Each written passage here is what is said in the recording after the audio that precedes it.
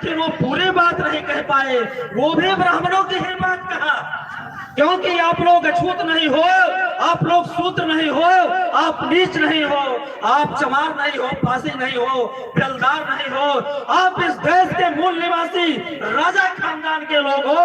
आपके अंदर उनको खून दौड़ रहा है, उन खूनों को पहचानना होगा जो आपके अंदर दौड़ रहा है। इस देश के राजा महाराजा खानदान के लोग हो, ये महिलाएं वहां की रानी हुआ करती थी। ऐसा आप लोगों को यदि आप महसूस करते हो, आपके अंदर यदि रक्त दौड़ रहा है, तो क्रांति करना होगा। और क्रांति कौन सा करना होगा? अपनी खोई हुई विरासत को पाना होगा। पाने के लिए लड़ाई करनी होगी, और लड़ाई करने से पहले आप लोगों को पढ़ना होगा। बगैर पढ़े या लड़ाई लड़ने के तो आप लड़ नहीं सकते हो, और लड़ाई की दूर ना लड़ाई लड़ी जा सकती है और ना लड़ाई जीती जा सकती है। इसलिए आप लोगों को हम ये कहना चाहते हैं कि आप लोगों को महापुरुषों ने जो विचारधारा दी, उस विचारधारा पे आपको चलना होगा।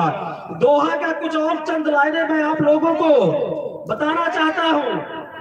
इसमें संत रविदास जी आगे कहते हैं कि मंदिर भीतर मूर्ति बैठी, पूजक बाहर चेला रे, लड्डू भोग चाहवत जनता, मूर्ति के ढिंग केला रे, पत्थर मूर्ति कुछ ना खाती, खाते बाभन चेला रे।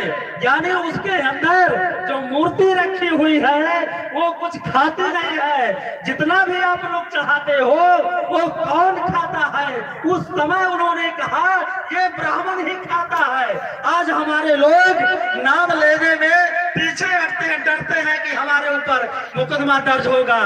तो आज हम लोग गुलामी की जिंदगी जी रहे हैं। आप लोग कहते हो हम आजाद हैं, लेकिन कैसे आजाद हो? उस समय संत रविदास जी अकेले चैलेंज करते थे, अकेले चैलेंज करते थे।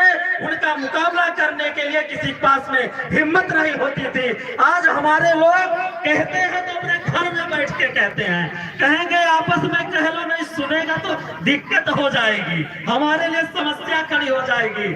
और आप लोगों को ये बातें जो बताई जा रही है इतने चैलेंज के साथ, यदि कोई बोल सकता है इस देश में तो बामसेव का ही कार्यकर्ता बोल सकता है, उसका ही पदाधिकारी बोल सकता है। क्योंकि उसके जो राष्ट्रीय अध्यक्ष है माननीय वामन मेश्राम ने ये मंच लगा करके ऐलान कर दिया है जो 3.5% ये ब्राह्मण है, इस देश का और कोई समस्या नहीं है। इस देश की कोई समस्या है तो ये ब्राह्मण समस्या है, उसके अलावा कोई समस्या नहीं है। ऐसा क्यों कहा जा रहा है? क्योंकि आरएसएस के मोहन भागवत ने कह दिया कि ब्राह्मणों ने ही जाति बनाई। आज हमारे लिए सबसे बड़ी चुनौती जाति है।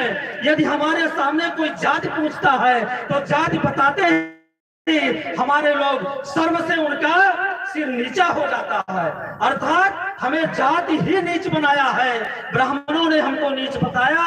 इसलिए हम आप लोगों को बताना चाहता हूं कि आप लोग इस देश में शूद्र नहीं हो, आप अछूत नहीं हो। आप इस चीज पे गर्व मत करिए। मैं देखा हूं पोस्टर लगा हुआ है लखनऊ में, लोग लिखा हुआ है गर्व से कहो हम शूद्र हैं। हम कहते हैं जिन लोगों ने पोस्टर लगाया गर्व से कहो वो गधे हैं, उनको जानकारी नहीं है, वो शूद्र नहीं है। ये ब्राह्मणों ने उनको शूद्र कहा और आपने अपने उसी को स्वीकार कर लिया कि हम शूद्र हैं।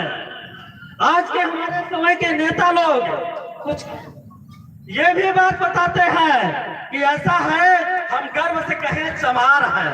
क्यों साहब?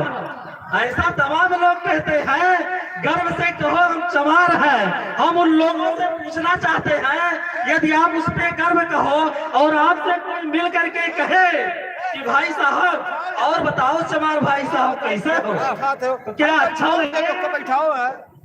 अच्छा नहीं लगेगा क्योंकि आप लोग हो नहीं, इसलिए अच्छा लगेगा। इसलिए मैं आपको बताना चाहता हूँ ये जो व्यवस्था है इस व्यवस्था को खत्म करना होगा। व्यवस्था को खत्म करने का सिद्धांत होता है, बगैर उस सिद्धांत का पालन किए उस व्यवस्था को खत्म नहीं कर सकते हो। आपको प्रथम चरण है, आपको समाज में जागृति करनी होगी। कैसी जागृति करनी होगी? समाज में जाकर के जो संत रविदास जी ने कहा है, जो बाबा साहब ने कहा है,